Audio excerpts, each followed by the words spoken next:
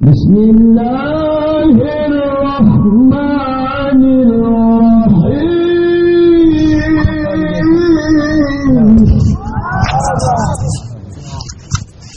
وإذا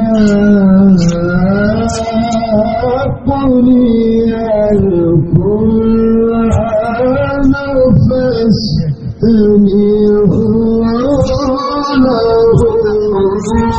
وأنصتوا لعلكم ترحمون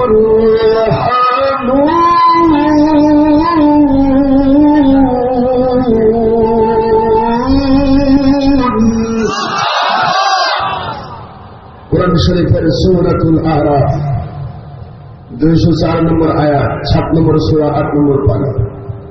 আল্লাহ পাক বলেন, যখন কোরআন শরীফের তেলাওয়াত হয় তখন তোমরা মন দিয়ে কান লাগিয়ে উইথ গ্রেট অ্যাটেন্টিভ পজিশন গুরুত্বের সাথে কোরআন শোনো এবং চুপ থাকো।